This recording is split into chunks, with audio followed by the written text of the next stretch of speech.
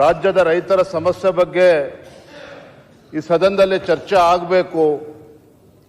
ವಿಶೇಷವಾಗಿ ಬೆಳಗಾವಿನಲ್ಲಿ ಅಧಿವೇಶನ ನಡೀತಾ ಇರೋದ್ರಿಂದ ಉತ್ತರ ಕರ್ನಾಟಕದ ಒಂದು ಸಮಗ್ರ ಅಭಿವೃದ್ಧಿಯ ಬಗ್ಗೆ ಕೂಡ ಚರ್ಚೆ ಆಗಬೇಕು ಅಂತೇಳಿ ನಾವೆಲ್ಲ ಅಪೇಕ್ಷಣೆ ಪಟ್ಟು ತಮ್ಮಲ್ಲಿ ವಿನಂತಿ ಮಾಡಿದಂಥ ಸಂದರ್ಭದಲ್ಲಿ ಇದಕ್ಕೆ ಅವಕಾಶವನ್ನು ಮಾಡಿಕೊಟ್ಟಿದ್ದೀರಿ. ಹಾಗಾಗಿ ಮೊಟ್ಟ ಮೊದಲದಾಗಿ ತಮಗೆ ನಾನು ಕೃತಜ್ಞತೆಯನ್ನು ಸಲ್ಲಿಸ್ತಾ, ಮಾನ್ಯ ಸಭಾಧ್ಯಕ್ಷರೇ, ಇವತ್ತು ಕರ್ನಾಟಕದ ಅಭಿವೃದ್ಧಿಯ ವಿಚಾರದಲ್ಲಿ ಒಂದು ಸಮತೋಲನವನ್ನು ತರುವಂಥ ನಿಟ್ಟಿನಲ್ಲಿ ಈ ಭಾಗದ ಉತ್ತರ ಕರ್ನಾಟಕ ಜನರ ಒಂದು ಅಪೇಕ್ಷೆ ಇರುವಂಥದ್ದು, ಎಲ್ಲೋ ಒಂದು ಕಡೆ ನಮ್ಮ ಉತ್ತರ ಕರ್ನಾಟಕದ ಅಭಿವೃದ್ಧಿಯ ವಿಚಾರದಲ್ಲಿ ಸರ್ಕಾರ ಹಿಂದೇಟಾಗ್ತಾ ಇದೆ. ಕಳೆದ ಹಲವಾರು ದಶಕಗಳಿಂದ ಉತ್ತರ ಕರ್ನಾಟಕದ ಅಭಿವೃದ್ಧಿ ವಿಚಾರದಲ್ಲಿ ಮಲತಾಯಿ ಧೋರಣೆ ಆಗ್ತಾ ಇದೆ ಅನ್ನುವ ಅಭಿಪ್ರಾಯ ಸರ್ವೇ ಸಾಮಾನ್ಯವಾಗಿ ಈ ಭಾಗದಲ್ಲಿ ಇರುವಂಥದ್ದು. ಇವತ್ತು ಅಭಿವೃದ್ಧಿ ಯೋಜನೆಗಳಲ್ಲಿ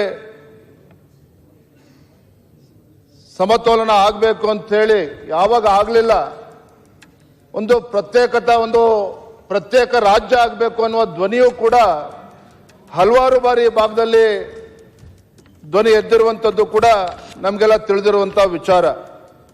ಇವತ್ತು ಈ ಭಾಗದಲ್ಲಿ ನೀರಾವರಿ ಯೋಜನೆಗಳು ಅಪೂರ್ಣಗೊಂಡಿರ್ತಕ್ಕಂಥ ವಿಚಾರ ಇರಲಿ, ಕಬ್ಬು ಬೆಳೆಗಾರರ ಸಮಸ್ಯೆಗಳು ಏನು, ಈ ಭಾಗದಲ್ಲಿ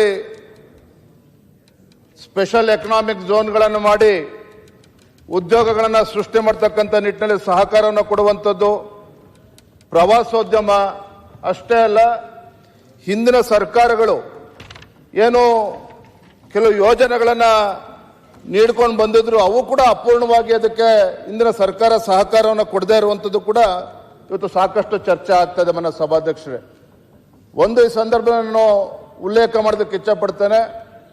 ಯಾಕೆ ಉತ್ತರ ಕರ್ನಾಟಕದಲ್ಲಿ ಈ ರೀತಿಯ ಅಭಿಪ್ರಾಯಗಳು ಮೂಡಿದೆ ಅಂತ ಹೇಳಿದ್ರೆ, ಯಾವತ್ತೂ ಕೂಡ ಇವತ್ತು ದಕ್ಷಿಣ ಕರ್ನಾಟಕದಲ್ಲಿ ಯಾವ ರೀತಿ ಅಭಿವೃದ್ಧಿಗೆ ರಾಜ್ಯ ಸರ್ಕಾರಗಳು ಒಂದು ಮಹತ್ವನ ನೀಡ್ತದೆ, ಈ ಭಾಗದಲ್ಲಿ ನೀಡ್ತಾ ಇಲ್ಲ ಅಂತಕ್ಕಂಥದ್ದು. ಒಂದು ಅಭಿವೃದ್ಧಿ ಕಡೆಗಣನೆ ಆಗಿರ್ತಕ್ಕಂಥದ್ದು ಇರ್ಬೋದು, ಮತ್ತೆ ಕಾವೇರಿಗೆ ಸಿಗ್ತಕ್ಕಂಥ ನ್ಯಾಯ ಕೃಷ್ಣಾಗೆ ಸಿಗ್ತಾ ಇಲ್ಲ, ತುಂಗಭದ್ರಾಗೆ ಸಿಗ್ತಕ್ಕಂಥ ನ್ಯಾಯ ಈ ಭಾಗದ ಘಟಪ್ರಭಾ ಮಲ್ಲಪ್ರಭೆಗೆ ಸಿಗ್ತಾ ಇಲ್ಲ ಅನ್ನುವ ಚರ್ಚೆ ಸರ್ವೇ ಸಾಮಾನ್ಯವಾಗಿ ನಡೀತಾ ಇದೆ. ಇದ್ರ ಮಧ್ಯೆ ಕಳೆದ ಹಲವಾರು ತಿಂಗಳುಗಳಿಂದ ಕಬ್ಬು ಬೆಳೆಗಾರರ ಸಮಸ್ಯೆ ಇವೆಲ್ಲವೂ ಕೂಡ ಇವತ್ತು ಚರ್ಚೆ ಆಗ್ತಾ ಇದೆ ಮನ ಸಭಾಧ್ಯಕ್ಷರೇ. ಹಾಗಾಗಿ ನಾನು ಈ ಸಂದರ್ಭದಲ್ಲಿ ಇನ್ನು ಈ ರಾಜ್ಯ ಸರ್ಕಾರ ಬಂದು 2.5 ವರ್ಷ ಆಗಿದೆ. ಕಳೆದ 2.5 ವರ್ಷದಲ್ಲಿ ಯಾಕೋ ಏನೋ ರಾಜ್ಯ ಸರ್ಕಾರ ರಾಜ್ಯದ ಅಭಿವೃದ್ಧಿ ಇರ್ಬೋದು, ಮತ್ತು ಉತ್ತರ ಕರ್ನಾಟಕದ ನೀರಾವರಿ ಯೋಜನೆಗಳಿರ್ಬೋದು, ಈ ಭಾಗದ ರೈತರ ಸಮಸ್ಯೆ, ಕಬ್ಬು ಬೆಳೆಗಾರ ಇರ್ಬೋದು, ಮೆಕ್ಕೆಜೋಳ ಬೆಳೀತಕ್ಕಂಥ ರೈತರ ವಿಚಾರ ಇರ್ಬೋದು, ತೊಗರಿ ಬೆಳೀತಕ್ಕಂಥ ರೈತರ ವಿಚಾರ ಇರ್ಬೋದು, ಒಟ್ಟಾರೆಯಾಗಿ ರೈತರ ಬಗ್ಗೆ ಈ ರಾಜ್ಯ ಸರ್ಕಾರ ಗಮನ ಹರಿಸದೇ ಇರುವಂಥದ್ದು ಅಥವಾ ದಿವ್ಯ ನಿರ್ಲಕ್ಷ್ಯವನ್ನು ಏನು ರಾಜ್ಯ ಸರ್ಕಾರ ಇವತ್ತು ತಾಳಿರ್ತಕ್ಕಂಥದ್ದು, ಒಂದು ರೀತಿ ಈ ಭಾಗದ ರೈತರು ಸರ್ಕಾರದ ವಿರುದ್ಧ ಒಂದು ಆಕ್ರೋಶವನ್ನು ವ್ಯಕ್ತಪಡಿಸ್ತಾ ಇದ್ದಾರೆ ಮಾನ್ಯ ಸಭಾಧ್ಯಕ್ಷರೇ. ಒಂದು ಕಡೆ ಈ ಸರ್ಕಾರ ಉತ್ತಮ ಗುಣಮಟ್ಟದ ಬೀಜವನ್ನು ವಿತರಣೆ ಮಾಡುವಂಥದ್ದಾಗಲಿ, ರೈತ ಬೆಳೆದಂಥ ಬೆಳೆಗೆ ಒಂದು ವೈಜ್ಞಾನಿಕ ಬೆಲೆ ಅಥವಾ ಮಾರುಕಟ್ಟೆ ನಿರ್ಮಾಣ ಮಾಡ್ತಕ್ಕಂಥದ್ದಾಗಲಿ, ಇವೆಲ್ಲದರಲ್ಲೂ ಕೂಡ ಸಂಪೂರ್ಣವಾಗಿ ವಿಫಲ ಆಗಿದೆ ಅಂತ ಹೇಳಿದ್ರೆ ತಪ್ಪಾಗಲಾರ್ದು ಮಾನ್ಯ ಸಭಾಧ್ಯಕ್ಷರೇ. ಬೆಲೆ ಕುಸಿತ ಇರ್ಬೋದು, ಅಸಮರ್ಪಕ ಬೆಳೆ ಪರಿಹಾರ ಇರ್ಬೋದು, ನೀರಾವರಿ ಯೋಜನೆಗಳು ನೆನೆಗುದಿಗೆ ಬಿದ್ದಿರುವಂಥದ್ದು, ಮತ್ತು ಏನಿವತ್ತು ಸರ್ಕಾರಿ ಇಲಾಖೆಗಳಲ್ಲಿ ನೇಮಕಾತಿ ಆಗದೇನೆ ಇವತ್ತು ಯುವಕರು ಇವತ್ತು ಪರದಾಡ್ತಾ ಇರ್ತಕ್ಕಂಥದ್ದು ಕೂಡ ನಾವು ನೋಡ್ತಾ ಇದ್ದೇವೆ. ಇದರ ನಡುವೆ ಇವತ್ತು ಮುಖ್ಯಮಂತ್ರಿ ಕುರ್ಚಿಗೆ ಕಾಳಗ ಇವತ್ತು ಪ್ರಾರಂಭ ಆಗಿದೆ ಕಳೆದ ಕೆಲವಾರು ತಿಂಗಳುಗಳಿಂದ. ಇದರ ಪರಿಣಾಮ ರಾಜ್ಯ ಸರ್ಕಾರಕ್ಕೆ, ಮಾನ್ಯ ಮುಖ್ಯಮಂತ್ರಿಗಳಾದ ಹಾಗೆ ಸಚಿವ ಸಂಪುಟ ಸದಸ್ಯರಿಗೆ ರಾಜ್ಯದ ಸಮಸ್ಯೆ ಆಗಲಿ, ರೈತರ ಸಮಸ್ಯೆ ಆಗಲಿ, ಉತ್ತರ ಕರ್ನಾಟಕದ ಸಮಸ್ಯೆ ಬಗ್ಗೆ ಯಾವುದೊಂದು ಕಾಳಜಿ ತೋರ್ತಾ ಇಲ್ಲ ಅನ್ನುವ ಭಾವನೆ ಇವತ್ತು ಎಲ್ಲ ಕಡೆ ಇವತ್ತು ಇರುವಂಥದ್ದು ಮಾನ್ಯ ಸಭಾಧ್ಯಕ್ಷರೇ. ನಾನು ವಿಶೇಷವಾಗಿ ಸಂದರ್ಭದಲ್ಲಿ ಉಲ್ಲೇಖ ಮಾಡುವಂಥದ್ದು ಪ್ರಪ್ರಥಮವಾಗಿ ರೈತರ ವಿಚಾರದಲ್ಲಿ ಇವತ್ತು ರೈತರು ಕೃಷಿಕರು ಅದು ಯಾಕೇನೋ ಗೊತ್ತಿಲ್ಲ. ಮಾನ್ಯ ಮುಖ್ಯಮಂತ್ರಿಗಳೇ ಕೃಷಿಕರ ಬಗ್ಗೆ ಎಷ್ಟೊಂದು ಅಸಡ್ಡೆ ಯಾಕೆ ಅಂತ ನಮಗೂ ಕೂಡ ಅರ್ಥ ಆಗ್ತಾ ಇಲ್ಲ. ಅತಿವೃಷ್ಟಿ ಆದಂಥ ಸಂದರ್ಭದಲ್ಲಿ ನಾನು ಕೂಡ ರಾಜ್ಯದ ಅಧ್ಯಕ್ಷನಾಗಿ ಗುಲ್ಬರ್ಗ, ಬೀದರ್, ರಾಯಚೂರು, ಕೊಪ್ಪಳ ಜಿಲ್ಲೆ ಎಲ್ಲ ಕಡೆನೂ ಪ್ರವಾಸ ಮಾಡಿದ್ವಿ. ವಿರೋಧ ಪಕ್ಷದ ನಾಯಕರು ಸಹ ಬೆಳಗಾವಿ ಮತ್ತು ವಿಜಯಪುರ ಜಿಲ್ಲೆಗಳಲ್ಲಿ ಪ್ರವಾಸವನ್ನು ಮಾಡಿದ್ರು.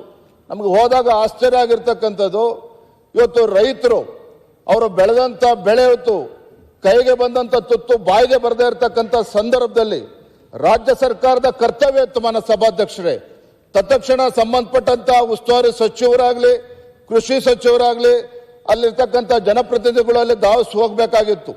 ಯಾವ ರೈತ ಸಂಕಷ್ಟದಲ್ಲಿದ್ದಾರೆ, ಸಂಕಷ್ಟದಲ್ಲಿರ್ತಕ್ಕಂಥ ರೈತ ಬೆಳೆ ನಾಶ ಆದಾಗ ಆ ಬಡವ ತನ್ನ ಮನೆಯನ್ನ ಕಳ್ಕೊಂಡಂತ ಸಂದರ್ಭದಲ್ಲಿ ರಾಜ್ಯ ಸರ್ಕಾರ ತತ್ಕ್ಷಣ ಸ್ಪಂದನೆ ಮಾಡಬೇಕಾಗಿರ್ತಕ್ಕಂಥದ್ದು ಅದರ ಆದ್ಯ ಕರ್ತವ್ಯ ಆಗಿತ್ತು.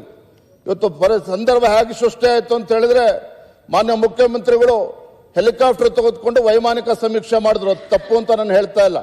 ಆದರೆ ಸಚಿವರು ಕೂಡ ಹೆಲಿಕಾಪ್ಟರ್ ತಗೊಂಡು ವೈಮಾನಿಕ ಸಮೀಕ್ಷೆ ಮಾಡ್ತೇವೆ, ಇವತ್ತು ಗ್ರೌಂಡ್ ರಿಯಾಲಿಟಿ ಏನು ಅಂತೇಳಿ ಅರ್ಥ ಮಾಡ್ಕೊಳ್ತಕ್ಕಂಥ ಪ್ರಯತ್ನ ಮಾಡೋದಿಲ್ಲ ಅಂತ ಹೇಳಿದ್ರೆ ಯಾವ ರೀತಿ ರಾಜ್ಯ ಸರ್ಕಾರ ಇವತ್ತು ರೈತರ ಸಮಸ್ಯೆಗೆ ಸ್ಪಂದನೆ ಮಾಡೋದಕ್ಕೆ ಸಾಧ್ಯ ಆಗ್ತದೆ? ಮಾನ್ಯ ಸಭಾಧ್ಯಕ್ಷರೇ, ಇವತ್ತು ಈ ರೀತಿ ಒಂದು ಅಸಡ್ಡೆಯನ್ನು ಇವತ್ತು ರಾಜ್ಯ ಸರ್ಕಾರ ಏನು ತೋರ್ತಾ ಇದೆ. ಎಲ್ಲೋ ಒಂದ್ ಕಡೆ ಈ ರಾಜ್ಯ ಸರ್ಕಾರ ಒಂದು ರೀತಿ ಬೇಜವಾಬ್ದಾರಿತನದ ವರ್ತನೆ ಇವತ್ತೇನಿದೆ, ಇವತ್ತು ಎಲ್ಲೋ ಒಂದ್ ಕಡೆ ರಾಜ್ಯ ಸರ್ಕಾರದ ಒಂದು ಇಚ್ಛಾಶಕ್ತಿಯ ಕೊರತೆನೂ ಕೂಡ ಇವತ್ತು ಎದ್ದು ಕಾಣ್ತಿದೆ ಅನ್ನೋದನ್ನ ಈ ಸಂದರ್ಭದಲ್ಲಿ ಹೇಳ್ತೇನೆ. ಮಾನ್ಯ ವಿರೋಧ ಪಕ್ಷದ ನಾಯಕರು ಹೇಳಿದ್ರು, ಏನು ರಾಜ್ಯದಲ್ಲಿ ಇವತ್ತು ಅತಿವೃಷ್ಟಿ ಆಗಲಿ ಬರ ಆಗಲಿ ಮೊದಲ ಬಾರಿ ಅಲ್ಲ, ಹಲವಾರು ವರ್ಷಗಳ ಬೇರೆ ಬೇರೆ ಸಂದರ್ಭದಲ್ಲೂ ಕೂಡ ಅತಿವೃಷ್ಟಿ ಬರ ಬಂದಂತ ಸಂದರ್ಭದಲ್ಲಿ ಆ ಕಾಲಘಟ್ಟದಲ್ಲಿ ಯಾವ ರೀತಿ ರಾಜ್ಯ ಸರ್ಕಾರಗಳು ನಡೆದುಕೊಂಡಿದ್ದಾವೆ ಅನ್ನೋ ಉದಾಹರಣೆಗಳು ನಮ್ಮ ಮುಂದೆ ಇದೆ. ಹಿಂದೆ ಬಿಜೆಪಿ ಸರ್ಕಾರ ಇದ್ದಾಗ, ಯಡಿಯೂರಪ್ಪ ಅವರು ಮುಖ್ಯಮಂತ್ರಿಗಳಿದ್ದಾಗ ಇದೇ ಬೆಳಗಾವಿ ಜಿಲ್ಲೆಯಲ್ಲಿ ಮಾನ್ಯ ಸಭಾಧ್ಯಕ್ಷರೇ ಅವರು ಏಕಾಂಗಿ ಆಗಿದ್ರು, ಕ್ಯಾಬಿನೆಟ್ ಎಕ್ಸ್ಪೆನ್ಷನ್ ಕೂಡ ಆಗಿರಲಿಲ್ಲ. ತತ್ಕ್ಷಣ ಇಲ್ಲಿಗೆ ಬಂದು ಏನು ಬಡವರು ಮನೆಯನ್ನ ಕಳೆದುಕೊಂಡಿದ್ರು, ಮನೆಯನ್ನ ಕಳೆದುಕೊಂಡಂತ ಬಡವರಿಗೆ ಕೇಂದ್ರದ NDRF ನಾರ್ಮ್ಸ್ ಪ್ರಕಾರ 1 ಲಕ್ಷ ಇದ್ರೆ ರಾಜ್ಯ ಸರ್ಕಾರ 4 ಲಕ್ಷ ರೂಪಾಯಿನ ಘೋಷಣೆ ಮಾಡಿ ತತ್ಕ್ಷಣ ಬಡವರ ನೆರವಿಗೆ ಬರ್ತಕ್ಕಂಥ ಕೆಲಸ ಮಾನ್ಯ ಮುಖ್ಯಮಂತ್ರಿಗಳು ಯಡಿಯೂರಪ್ಪನವರು ಮಾಡಿದ್ರು. ಅದೇ ರೀತಿ ಬೆಳೆ ನಾಶ ಆದಂತ ಸಂದರ್ಭದಲ್ಲೂ ಕೂಡ ಆ ರೈತರಿಗೆ ಪರಿಹಾರವನ್ನ, ಬೆಳೆ ನಾಶ ಆದಂತ ಸಂದರ್ಭದಲ್ಲಿ ಪರಿಹಾರವನ್ನ ಕೊಡುವಂತ ಕೆಲಸ ಮಾಡಿದ್ದಾರೆ ಅನ್ನೋದನ್ನ ಸಂದರ್ಭ ಉಲ್ಲೇಖ ಮಾಡ್ತೇನೆ. ವಿಶೇಷವಾಗಿ ಮಾನ್ಯ ಸಭಾಧ್ಯಕ್ಷ, ಕಬ್ಬು ಬೆಳೆಗಾರರು ನಿನ್ನೆ ಮೊನ್ನೆಯ ದಿನ ಅಲ್ಲ, ಕಳೆದ 2-3 ತಿಂಗಳಿಂದ ರೈತರು ಬೀದಿಗಿಳಿದು ಹೋರಾಟವನ್ನು ಮಾಡ್ತಾ ಇದ್ರು. ಇದೇ ಬೆಳಗಾವಿ ಜಿಲ್ಲೆಯ ಗುರ್ಲಾಪುರ ಕ್ರಾಸ್ನಲ್ಲಿ 4-5 ದಿನಗಳ ಸತತವಾಗಿ ರೈತ ಒಂದು ಸಂಘಟನೆಗಳ ನೇತೃತ್ವದಲ್ಲಿ ಹೋರಾಟ ಆಗ್ತಾ ಇದ್ರೆ ಯಾವುದೇ ಸಚಿವರು ಅಲ್ಲಿಗೆ ಹೋಗೋದಿಲ್ಲ. ಯಾಕೆ ಹೋರಾಟ ಮಾಡ್ತಾ ಇದ್ದಾರೆ, ಅವರ ಸಮಸ್ಯೆ ಏನು, ಸಮಸ್ಯೆಗೆ ಪರಿಹಾರ ಏನು ಅದು ಕೇಳ್ತಕ್ಕಂಥ ಕೆಲಸ ರಾಜ್ಯ ಸರ್ಕಾರದ ಕಡೆಯಿಂದ ಆಗಿಲ್ಲ. ನಾವು ನಮ್ಮ ಪಕ್ಷದ ಮುಖಂಡರು, ಮಾನ್ಯ ಸಭಾಧ್ಯಕ್ಷರೇ, ಮಾನ್ಯ ಸಭಾಧ್ಯಕ್ಷರೇ ಅಲ್ಲ, ಐ ಆಮ್ ನಾಟ್ ಸಭಾಧ್ಯಕ್ಷರೇ ಆಮೇಲೆ ಸ್ಪಷ್ಟನೆ ಕೊಡ್ಲಿ.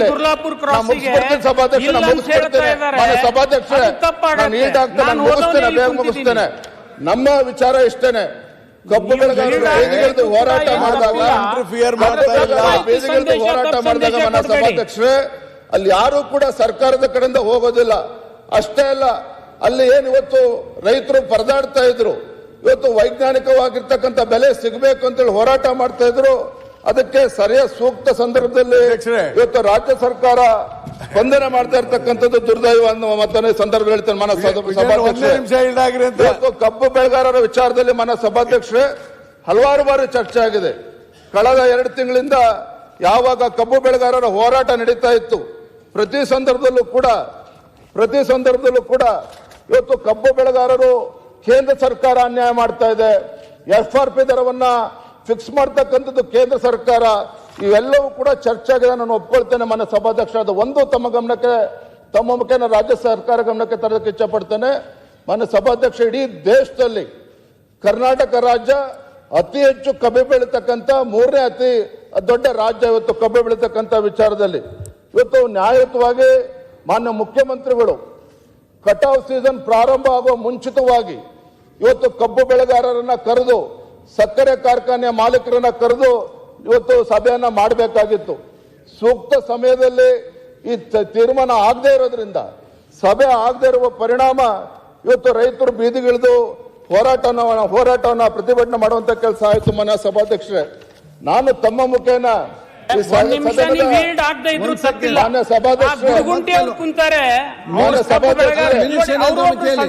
ಅವರು ಈ ಸಭೆ ಸದಸ್ಯರು ಅವರೇ ಹೇಳ್ಬಿಡ್ಲಿ ಅವ್ರ ಸಮಸ್ಯೆ ಏನಿದಾವನ್ನು. ನಿಮ್ ಹಿಂದೆ ಇದ್ದಾರೆ, ಅವ್ರು ಹೇಳಿ ಒಂದ್ ಮಾತು. ತಪ್ಪು ಮಾಹಿತಿ ಹೋಗ್ಬಾರ್ದು, ತಪ್ಪು ಮಾಹಿತಿ ಹೋಗ್ಬಾರ್ದು. ನಿಮ್ಮ ಕಾರ್ಖಾನೆ ಮಾಲೀಕರು ಏನೇನು ಹೇಳಿದಾರೆ ಅನ್ನೋದು ಇವತ್ತು ಹೈಕೋರ್ಟ್ ನಲ್ಲಿ ಇದೆ ಅಧ್ಯಕ್ಷರೇ. ತಪ್ಪು ಮಾಹಿತಿ ಸಿಸ್ಮಾದವರು ಹೈಕೋರ್ಟ್ ನಲ್ಲಿ ಏನ್ ರೀಚ್ ಆಗಿದ್ದಾರೆ ಅನ್ನೋದು ಅವ್ರ ಪಾರ್ಟಿ ಮೆಂಬರೇ, ಅವ್ರ ಇವತ್ತು ಅವ್ರ ಕಡೆಯಿಂದ ಉತ್ತರ ಅಲ್ಲಿ ಬಂದು ರೈತರಿಗೆ ಉತ್ತರನ ಕೊಡಬೇಕಾಗಿತ್ತು. ಇಲ್ಲಿ ನೀವು ಮಾತಾಡೋಕೆ ಅವಕಾಶ ಕೊಟ್ಟಿದ್ರೆ ಮಾತಾಡ್ತಾ ಇದ್ದೇನೆ. ನೀವೇನ್ ಸುಳ್ಳು ಮಾತಾಡಿದ್ರೆ ಯಾವ್ದು ಸುಳ್ಳು ಹೇಳ್ತಾ ಇಲ್ಲ, ಮತ್ತೆ ಯಾವ್ದು ಸುಳ್ಳು ಹೇಳ್ತಾ ಇಲ್ಲ. ಎರಡು ಕಡೆಯಿಂದ ಕೇಳಿ ಹೇಳ್ತಾರೆ. ವಿಜೇಂದ್ರ ಅವರೇ, ಕಬ್ಬು ಮಾಲೀಕರು ನಿಮ್ ಅವ್ರು ಏನ್ ಮನವಿ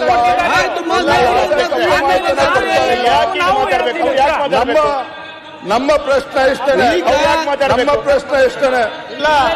ನೀವು ಈ ತರ ಹೇಳ್ಬಾರ್ದು. ನಿಮ್ ಕಬ್ಬಿನ ಕಾರ್ಖಾನೆ ಮಾಲೀಕರು ನಿನ್ ಕುಂಡ್ರಿಸ್ಕೊಂಡು ಹೈಕೋರ್ಟಿಗೆ ರಿಟ್ ಹಾಕಿ ಇಲ್ಲಿ ಈ ರೀತಿ ನೀವು ಮಾತಾಡಿದ್ರೆ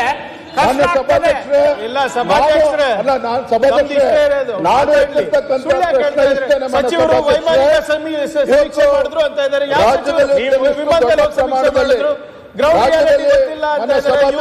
ಬಂದಿದ್ದಾರೆ. ನಾವೆಲ್ಲರೂ ಪ್ರವಾಹ ಸಚಿವರೆಲ್ಲ ಹೆಲಿಕಾಪ್ಟರ್ ಏನಿದು ಕರ್ನಾಟಕ ರಾಜ್ಯಕ್ಕೆ ಸ್ವಲ್ಪ ಇತಿಮಿತಿನಲ್ಲಿ ಹೇಳ್ಬೇಕು. ಸುಳ್ಳು ಹಿಂಗ ಹೇಳೋದು. ಮೊಲಾಸಸ್ ಇರ್ಬೋದು,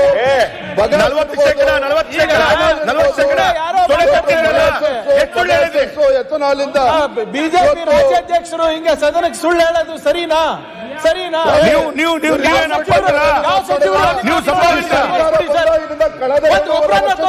ಸುಳ್ಳೆ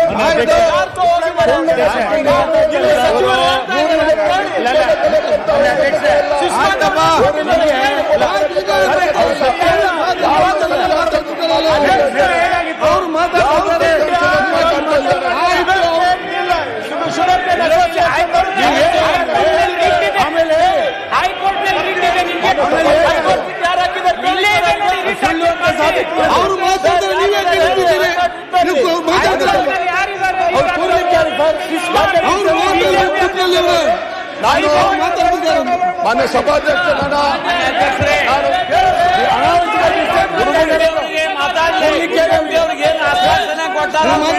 ವಿಜೇಂದ್ರ ಸಭಾಧ್ಯಕ್ಷ, ನಾನು ಕಬ್ಬಿನ ವಿಚಾರದಲ್ಲಿ ಬಿಜೆಪಿ ಅಧ್ಯಕ್ಷರು ಸಭಾಧ್ಯಕ್ಷರೇ, ಇವತ್ತು ರಾಜ್ಯದಲ್ಲಿ ಇಷ್ಟು ದೊಡ್ಡ ಪ್ರಮಾಣದಲ್ಲಿ ಇವತ್ತು ಕಬ್ಬು ಹರಿಯುವಂತ ಕೆಲಸ ಏನಾಗ್ತಾ ಇದೆ, ರಾಜ್ಯ ಸರ್ಕಾರಕ್ಕೆ ಅದರಿಂದ ಎಷ್ಟು ಲಾಭ ಬರ್ತಾ ಇದೆ ತೆರಿಗೆ ಮೂಲಕ, ಕೇಂದ್ರ ಸರ್ಕಾರಕ್ಕೆ ಎಷ್ಟು ತೆರಿಗೆ ಮೂಲಕ ಹಣ ಬರ್ತದೆ ಅನ್ನೋದನ್ನು ಉಲ್ಲೇಖ ಮಾಡ್ತೇನೆ. ಇವತ್ತು ರಾಜ್ಯದಲ್ಲಿ ರಾಜ್ಯ ಸರ್ಕಾರಕ್ಕೆ ಬಗಾಸಸ್ ಇರ್ಬೋದು, ವಿದ್ಯುತ್ ಪ್ರೊಡಕ್ಷನ್ ಇರ್ಬೋದು, ಎಥನಾಲ್ ಇರ್ಬೋದು, ಮೊಲಾಸಸ್ ಇರ್ಬೋದು, ಒಟ್ಟಾರೆಯಾಗಿ ಇವತ್ತು ರಾಜ್ಯ ಸರ್ಕಾರಕ್ಕೆ ಪ್ರತಿ ಟನ್ನಿಗೆ 9,218 ರೂಪಾಯಿ ಆದಾಯ ಇವತ್ತು ತೆರಿಗೆ ಮೂಲಕ ಇವತ್ತು ರಾಜ್ಯ ಸರ್ಕಾರಕ್ಕೆ ಬರುವಂತದ್ದು. ನನ್ನ ಪ್ರಶ್ನೆ ಹೊತ್ತು ಇಷ್ಟು ದೊಡ್ಡ ಪ್ರಮಾಣದಲ್ಲಿ ರಾಜ್ಯ ಸರ್ಕಾರಕ್ಕೆ ಆದಾಯ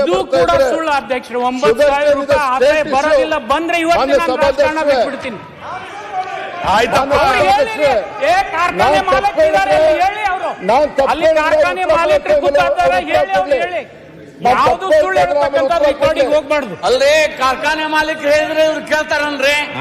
ಕಾರ್ಖಾನೆ ಮಾಲೀಕರು ಹೇಳ್ತಾರ.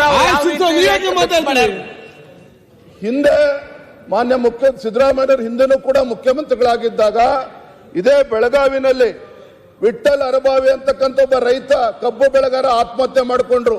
ಅವತ್ತು ಕೂಡ ಯಡಿಯೂರಪ್ಪನವರು ಇದೇ ಬೆಳಗಾವಿನಲ್ಲಿ ಎಲ್ಲ ಬಿಜೆಪಿ ಎಲ್ಲರೂ ಕೂಡ ಹೋರಾಟವನ್ನು ಮಾಡಿದ್ರು. ಅವತ್ತಿನ ಸಂದರ್ಭದಲ್ಲೇ ಸನ್ಮಾನ್ಯ ಅಂದಿನ ಮುಖ್ಯಮಂತ್ರಿಗಳು ಸಿದ್ದರಾಮಯ್ಯನವರು ಸರ್ಕಾರದಿಂದ 150 ರೂಪಾಯಿ ದರ ಹೆಚ್ಚು ಕೊಡುವ ನಿರ್ಧಾರವನ್ನು ಸಿದ್ದರಾಮಯ್ಯನವರು ಮಾಡಿದ್ರು.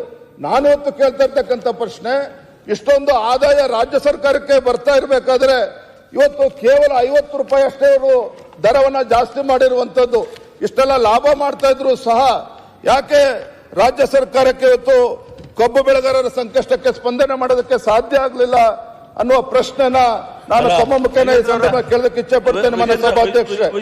ಎರಡನೇದು ಮೆಕ್ಕೆಜೋಳ ಬೆಳೆದ ವಿಚಾರ ಅಲ್ಲ ಮೆಕ್ಕೆಜೋಳದ ಬಗ್ಗೆ ಮಾತನಾಡ್ತೇನೆ ಸಭಾಧ್ಯಕ್ಷರೇ. ಮೆಕ್ಕೆಜೋಳ ಇವತ್ತು ಕರ್ನಾಟಕ ರಾಜ್ಯದಲ್ಲಿ 54 ಲಕ್ಷ ಮೆಟ್ರಿಕ್ ಟನ್ ಅಷ್ಟು ಮೆಕ್ಕೆಜೋಳ ಬೆಳೆಯುವಂತದ್ದು ಸಭಾಧ್ಯಕ್ಷರೇ. ಬೆಳೆಯುವಂತದ್ದು ಬೆಳಗಾವಿ ಮುಖ್ಯಮಂತ್ರಿ ಶಿವಮೊಗ್ಗ, ದಾವಣಗೆರೆ, ಕೋಲಾರ, ಚಿಕ್ಕಬಳ್ಳಾಪುರ ಇವೆಲ್ಲ ಜಿಲ್ಲೆಗಳಲ್ಲಿ ಮೆಕ್ಕೆಜೋಳನ ಬೆಳೆಯುವಂತದ್ದು ಮಾನ್ಯ ಸಭಾಧ್ಯಕ್ಷರೇ. ಮೆಕ್ಕೆಜೋಳ ಬೆಳೀತಕ್ಕಂತ ರೈತರು ರಾಜ್ಯ ಸರ್ಕಾರಕ್ಕೆ ವಿನಂತಿ ಮಾಡಿದ್ದೇನು, ಅವರೇನು ರಾಜ್ಯ ಸರ್ಕಾರಕ್ಕೆ ಮೆಕ್ಕೆಜೋಳ ಬೆಳೆಯುವಂತ ರೈತರು ಸರಿಯಾದ ಸಂದರ್ಭಕ್ಕೆ ಖರೀದಿ ಕೇಂದ್ರವನ್ನ ಪ್ರಾರಂಭ ಮಾಡಿ ಅನ್ನುವ ವಿನಂತಿಯನ್ನಷ್ಟೇ ಮೆಕ್ಕೆಜೋಳ ಬೆಳೀತಕ್ಕಂಥ ರೈತರು ಮನವಿ ಮಾಡಿದ್ದು. ಆದ್ರೆ ರಾಜ್ಯ ಸರ್ಕಾರ ಇವತ್ತು ಅಸಡ್ಡತನದಿಂದ ಸರಿಯಾದ ಸಮಯಕ್ಕೆ ಇವತ್ತು ಖರೀದಿ ಕೇಂದ್ರ ಪ್ರಾರಂಭ ಆಗದೇನೆ ಕೇಂದ್ರ ಸರ್ಕಾರ 2400 ರೂಪಾಯಿ MSP ರೇಟ್ ಫಿಕ್ಸ್ ಆಗಿದ್ರು ಸಹ ಇವತ್ತು ಖರೀದಿ ಕೇಂದ್ರ ಇಲ್ಲದೆ ಇರತಕ್ಕಂಥ ಪರಿಣಾಮವಾಗಿ ಮಧ್ಯವರ್ತಿಗಳಿಗೆ, ದಲ್ಲಾಳಿಗಳಿಗೆ 2400 ರೂಪಾಯಿ ಫಿಕ್ಸ್ ಆಗಿದ್ರು ಸಹ 1500, 1600 ರೂಪಾಯಿಗೆ ಮೆಕ್ಕೆಜೋಳ ಖರೀದಿ ಮಾಡಿಕೊಂಡು ಇವತ್ತು ರೈತರ ಹತ್ರ ಮೆಕ್ಕೆಜೋಳ ಉಳ್ಕೊಂಡಿಲ್ಲ. ಇವತ್ತು ಮೆಕ್ಕೆಜೋಳ ಖರೀದಿ ಕೇಂದ್ರ ಪ್ರಾರಂಭ ಮಾಡಿದ್ರೆ ತಡವಾಗಿ, ಆದ್ರೆ ತಡವಾಗಿ ಪ್ರಾರಂಭ ಆದ್ರೆ ಇವತ್ತು ರೈತರು ಅದನ್ನು ಹಿಡ್ಕೊಂಡು ಕೂರ್ತಕ್ಕಂಥ ಶಕ್ತಿ ಇಲ್ಲ. ಯಾಕಂದ್ರೆ ಕೋಲ್ಡ್ ಸ್ಟೋರೇಜ್ ವ್ಯವಸ್ಥೆ ಇಲ್ಲ, ವೇರೋಸ್ ವ್ಯವಸ್ಥೆ ಸಮರ್ಪಕವಾಗಿಲ್ಲ ಇವತ್ತು ಕರ್ನಾಟಕ ರಾಜ್ಯದಲ್ಲಿ. ಹಾಗಾಗಿ ಮೆಕ್ಕೆಜೋಳ ಬೆಳೀತಕ್ಕಂಥ ರೈತರು ಅಸಹಾಯಕರಾಗಿ ಕೇಂದ್ರ ಸರ್ಕಾರ 2400 ಇವತ್ತು ದರವನ್ನ ಫಿಕ್ಸ್ ಮಾಡಿದ್ರು ಸಹ ಇವತ್ತು 1600, 1700 ರೂಪಾಯಿಗೆ ಮೆಕ್ಕೆಜೋಳ ಮಾರ್ತಕ್ಕಂಥ ಕೆಲಸ ಇವತ್ತು ಆಗಿದೆ. ಇದಕ್ಕೆ ರಾಜ್ಯ ಸರ್ಕಾರವೇ ಹೊಣೆ ಅನ್ನೋದನ್ನ ನಾನು ಸಂದರ್ಭದಲ್ಲಿ ಹೇಳ್ತೇನೆ ಮಾನ್ಯ ಸಭಾಧ್ಯಕ್ಷರೇ. ಇವತ್ತು ವಿಶೇಷವಾಗಿ ಕಲ್ಯಾಣ ಕರ್ನಾಟಕ, ಇವತ್ತು ಗುಲ್ಬರ್ಗ, ಯಾದಗಿರಿ ಜಿಲ್ಲೆಗಳ ಆ ಭಾಗದಲ್ಲಿ ಅತಿ ಹೆಚ್ಚು ತೊಗರಿಯನ್ನ ಬೆಳೀತಾರೆ ಮಾನ್ಯ ಸಭಾಧ್ಯಕ್ಷರೇ. ಗುಲ್ಬರ್ಗ ಜಿಲ್ಲೆ ಒಂದರಲ್ಲೇ ಸುಮಾರು 6.6 ಲಕ್ಷ ಹೆಕ್ಟೇರ್ನಲ್ಲಿ ತೊಗರಿಯನ್ನ ಬೆಳೀತಕ್ಕಂಥದ್ದು. ಇವತ್ತು ಕಲಬುರಗಿ ಜಿಲ್ಲೆನಲ್ಲಿ ಏನು ಜೂನ್ ಜುಲೈಲಿ ಅಧಿಕ ಮಳೆ ಆಗಿ ಚಿತ್ತಾಪುರ, ಸೇಡಂ, ಚಿಂಚೋಳಿ, ಕಮಲಾಪುರ, ಜೇವರ್ಗಿ, ಆಳಂದ ಎಲ್ಲ ಜಿಲ್ಲೆಗಳಲ್ಲೂ ಕೂಡ ಮಳೆ ಜಾಸ್ತಿಯಾಗಿ ಅಲ್ಲಿ ಬೆಳೀತಕ್ಕಂಥ ಉದ್ದು, ಹೆಸರು, ತೊಗರಿ ಎಲ್ಲವೂ ಕೂಡ ಸಂಪೂರ್ಣವಾಗಿ ಹಾಳಾಗಿರ್ತಕ್ಕಂಥದ್ದು. ಮಾನ್ಯ ಸಭಾಧ್ಯಕ್ಷರೇ, ತಮ್ಮ ಮುಖೇನ ಸರ್ಕಾರದ ಗಮನಕ್ಕೆ ತರ್ತೇನೆ. ಏನು ತೊಗರಿ ಬೆಳೀತಾ ಇದ್ದಾರೆ 80% ಅಷ್ಟು ಮಾನ್ಯ ಸಭಾಧ್ಯಕ್ಷರೇ 80% ಅಷ್ಟು ತೊಗರಿ ಬೆಳೆ ಹೊತ್ತು ಸಂಪೂರ್ಣ ನಾಶ ಆಗಿರ್ತಕ್ಕಂಥದ್ದು. ಇದಕ್ಕೆ ರಾಜ್ಯ ಸರ್ಕಾರದಿಂದ ಆ ಸಮಸ್ಯೆಗೆ ಸ್ಪಂದನೆ ಮಾಡ್ತಕ್ಕಂಥ ನಿಟ್ಟಿನಲ್ಲಿ ಇನ್ನೂ ಕೂಡ ಒಂದು ಹೆಜ್ಜೆನೂ ಕೂಡ ಮುಂದಿಟ್ಟಿಲ್ಲ ಅನ್ನೋದನ್ನ ನಾನು ಮಾನ್ಯ ಸಭಾಧ್ಯಕ್ಷ ಸಂದರ್ಭದಲ್ಲಿ ತಮ್ಮ ಮುಖೇನ ಗಮನಕ್ಕೆ ತರಕ್ಕೆ ಇಚ್ಛೆ ಪಡ್ತೇನೆ. ಇವತ್ತು ತುಂಗಭದ್ರಾ ಅಣೆಕಟ್ಟಿನ ವಿಚಾರದಲ್ಲಿ ಸಾಕಷ್ಟು ಚರ್ಚೆ ಆಗಿದೆ. ಇವತ್ತೇನು ಆಗಸ್ಟ್ 10, 2024 33 ಏನು ಇವತ್ತು ಕ್ರಸ್ಟ್ ಗೇಟ್ ಒಂದು ಕುಸಿದು ಬಿಟ್ಟು ಅವತ್ತೇ ಮಾನ್ಯ ಉಪಮುಖ್ಯಮಂತ್ರಿಗಳು, ನೀರಾವರಿ ಸಚಿವರು ಎಲ್ಲ ಕ್ರಸ್ಟ್ ಗೇಟ್ಗಳನ್ನು ಬದಲಾವಣೆ ಮಾಡಬೇಕು ಅಂತೇಳಿ ಎಕ್ಸ್ಪರ್ಟ್ಸ್ಗಳು ಒಪಿನಿಯನ್ ಕೊಟ್ಟಿದ್ರು, ಮಾಡಬೇಕು ಅಂತೇಳಿ ತೀರ್ಮಾನ ಮಾಡಿದ್ರು. ಆದ್ರೆ 1 ವರ್ಷ ಆದ್ರೂ ಸಹ 3 ತಿಂಗಳಲ್ಲೇ ನಾವೆಲ್ಲ ಗೇಟ್ಗಳನ್ನ ತೆಗೆದು ಹೊಸ ಗೇಟ್ಗಳನ್ನ ಹಾಕ್ತೀವಿ ಅಂತ ಹೇಳಿದ್ರು ಸಹ ಇವತ್ತಿಗೂ ಕೂಡ ಆ ಹೊಸ ಗೇಟ್ಗಳನ್ನು ಅಳವಡಿಸೋದಕ್ಕೆ ಸಾಧ್ಯ ಆಗಿಲ್ಲ. ಇದ್ರ ಪರಿಣಾಮ ಏನು? ಇವತ್ತು ಕೊಪ್ಪಳ ಇರ್ಬೋದು, ರಾಯಚೂರು ಇರ್ಬೋದು, ಬಳ್ಳಾರಿ ಭಾಗದ ರೈತರು ಸ್ಟಾರ್ಟ್ ಆಗಿದೆ. ವಂಚಿತರಾಗಿದ್ದಾರೆ. ಶುರು ಮಾಡಿಲ್ಲ ಸರ್, ಸುಮ್ಮನೆ ಸರ್, ಕರೆಕ್ಟ್ ಇದೆ ಅವ್ರು ಹೇಳೋದು. ವರ್ಕ್ ಸ್ಟಾರ್ಟ್ ಆಗಿದೆ, ಆಗಿಲ್ಲ ಸರ್.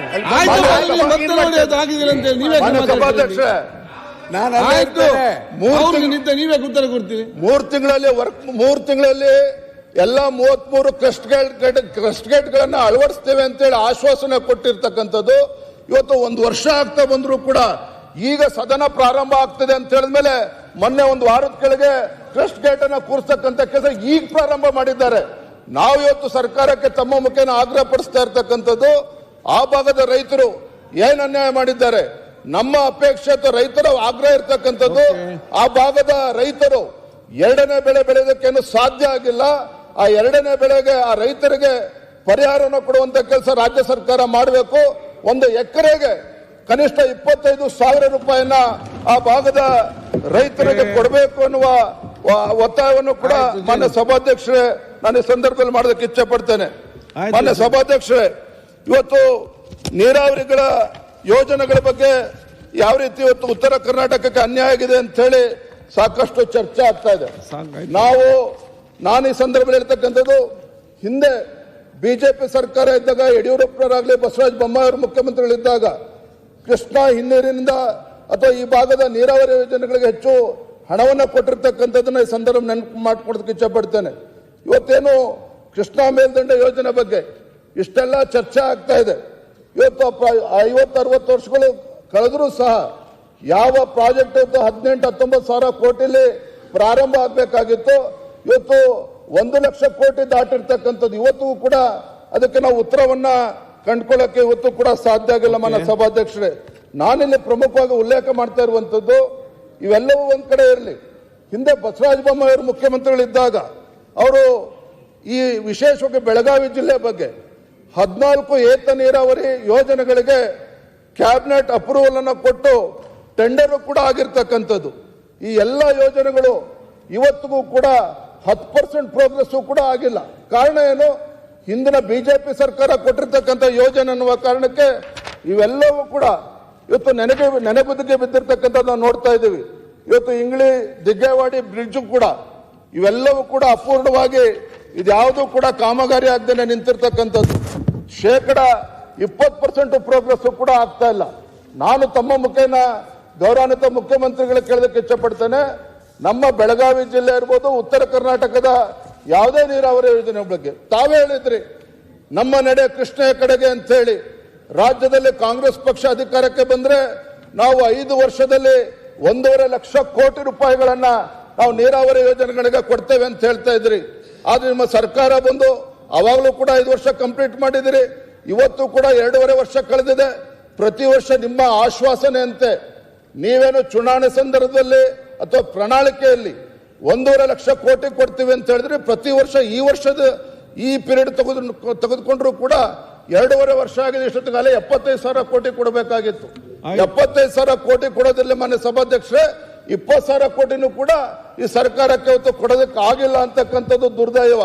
ಇದರಿಂದನೇ ಗೊತ್ತಾಗ್ತದೆ ಮಾನ್ಯ ಸಭಾಧ್ಯಕ್ಷರೇ, ಇದರಿಂದನೇ ಗೊತ್ತಾಗ್ತದೆ ಈ ರಾಜ್ಯ ಸರ್ಕಾರ ಇವತ್ತು ಉತ್ತರ ಕರ್ನಾಟಕದ ಬಗ್ಗೆ ಆಗ್ಲಿ, ಈ ಭಾಗದ ನೀರಾವರಿ ಯೋಜನೆಗಳ ಬಗ್ಗೆ ಆಗ್ಲಿ ಕಿಂಚಿತ್ತೂ ಕೂಡ ಕಾಳಜಿ ಇಲ್ಲದೇನೆ ಇವತ್ತು ಅನುದಾನ ಕೊಡದೇ ಇರತಕ್ಕಂಥದ್ದು ನಾವು ಈ ರಾಜ್ಯದ ಜನ ಗಮನಿಸ್ತಾ ಇದ್ದಾರೆ. ಮಾನ್ಯ ಸಭಾಧ್ಯಕ್ಷರೇ, ಕೊನೆ ಒಂದು ವಿಚಾರ ನನ್ನ ತಮ್ಮ ಗಮನಕ್ಕೆ ತಂದು ನನ್ನ ಮಾತನ್ನು ಮುಗಿಸ್ತೇನೆ.